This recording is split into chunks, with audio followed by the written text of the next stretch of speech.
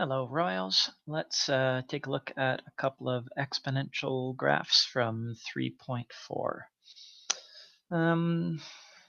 Looking at our worksheet, it might be useful if you could print out a copy of this from the website. Got a bunch of exponential curves. What I hope was clear from the lesson is that for exponential curves, we don't really have one parent anymore. We have a number of different base functions. And in this course, we won't be treating this base function as a transformation of this function. We really need to think of them as different base functions. Generating these curves should be as easy as doing a table of values in your head and recording the values. F of x equals 2 to the exponent x, for example, is a function where my inputs are my exponents and my outputs will be my power of 2. This is where it becomes so important to make sure that our language is precise. X is not the power, x is the exponent. The output is going to be our power. So, for example, the first power of 2, 2 to the exponent 1, is 2. The second power of 2, 2 to the exponent 2, is going to be 4. Or in other words, if I had two factors of 2, I would have a product of 4. If I tried substituting in an input of 3 here, 2 to the exponent 3 would be 8. 5, 6, 7, 8. I can't fit that on my graph, but I want to make sure that my graph doesn't exist where it doesn't belong. So I'll try to draw a curve that goes up towards that point there. 2 to the exponent 0 from lesson 3.1, I believe, is having no factors of 2. That means that you do still have a factor of 1 because you've always got a factor of 1. The other idea there is that the exponent of 0 could occur when you have the same number of factors of 2 in your numerator as your denominator. And that means that you'll have a quotient of 1. 2 to the exponent negative 1, that's the reciprocal of 1 factor of 2, or a deficit of 1 factor of 2. Negative exponents do not cause negative powers. They give us positive outputs still. 2 to the exponent negative 2 is the reciprocal of 2 squared. That's 1/4. 2 to the exponent negative 3 is the reciprocal of 2 cubed. That's 1/8. And this is how you'll observe the asymptotic behavior in this way. We have a horizontal asymptote only to the left here. Here's y equals 0, our horizontal asymptote. I draw a smooth curve best as I can. It's an exponential curve. Exponential curves are pretty popular these days with spreading of disease and so forth. Yeah. Now there's types of symmetry in this curve. It's not symmetric in the way that other curves that we've looked at are. But if you take a look at these outputs, this is an output of 4. That's an output of 1/4. This is an output of 8. That's an output of 1/8. There's a type of reciprocal symmetry there. I have given assessments where grids are given, and I'm expecting a high level of precision, but you can just do your best with some of these calculations. I suppose let's try out some of the outputs from 5/2 to the exponent x here.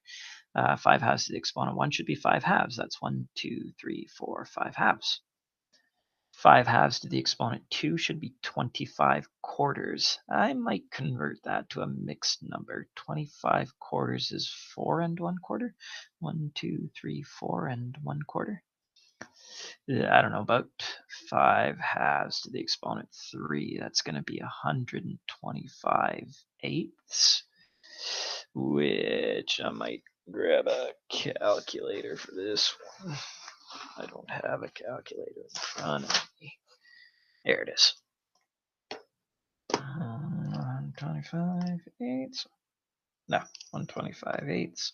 It's about like 15 point something. Did I do that 5/2 squared properly?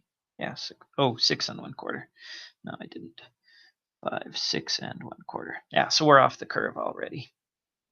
Let's see, 5/2 to the exponent 0, that's going to be 1. 5/2 to the exponent 1 is going to be the reciprocal of 5/2, which is going to be 2/5. 2/5 is 4/10, so I should be like 40% of the way up. 5/2 to the exponent negative 2. 5/2 to the exponent negative 2 should be the reciprocal of 2/5 squared, which is going to be 4/25, which is about 16/100ths or 16% of the way up. I'm not sure if I'll be able to notice the difference between that and the horizontal axis. But I still discover exponential growth for this curve here. Whoops. Do this in pencil, always. Label your curves, always. And you should start to notice some of the facts that came up in the lesson, that these base exponential functions, they both have a y-intercept of 1. They both have a horizontal asymptote of y equals 0. Because my base here is a little bit larger than the base of 2, this function grows faster. It also decays faster to the left. Let's do a fractional base. Why don't we try out 2/3 to the exponent x. Right there. I'll zoom in a bit.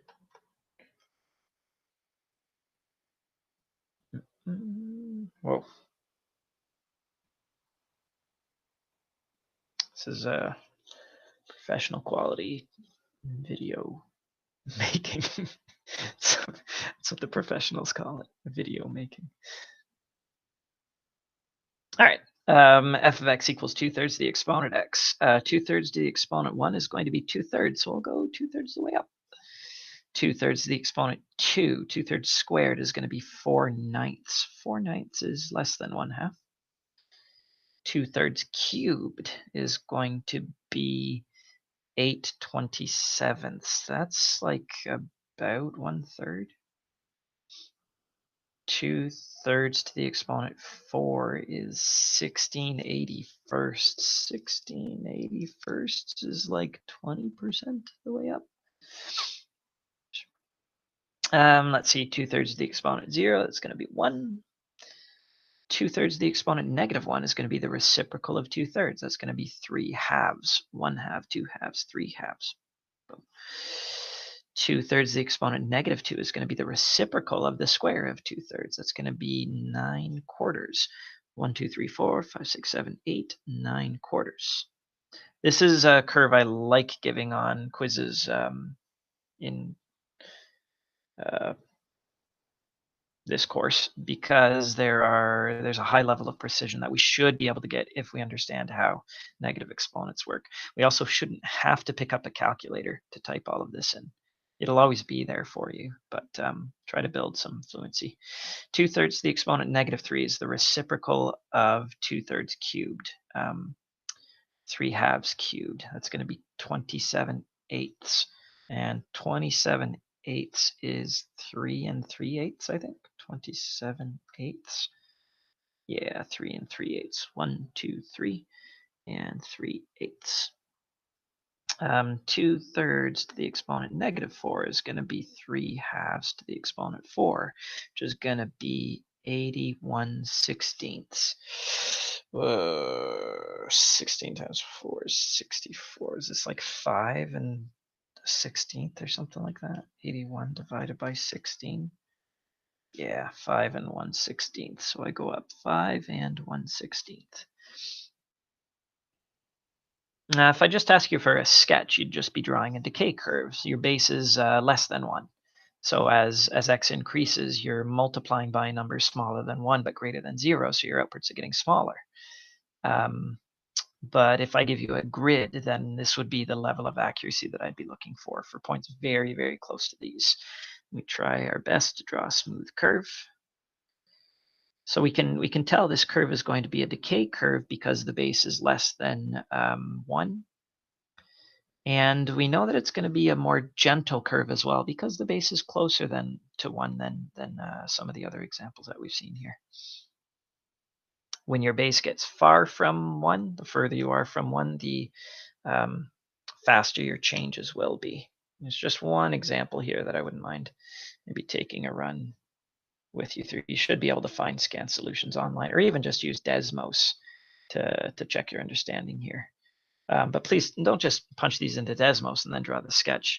By completing the table of values yourself in your head, you'll get an idea of how exponential relationships work and how this growth and decay works. Sorry, I was just labeling my horizontal asymptote there. So. All right, f of x equals 10 to the exponent x. This curve changes very quickly. F of 0 is going to be 1. F of 1 is going to be 10 already. Off my curve. Can't even see it. That's how fast this function grows.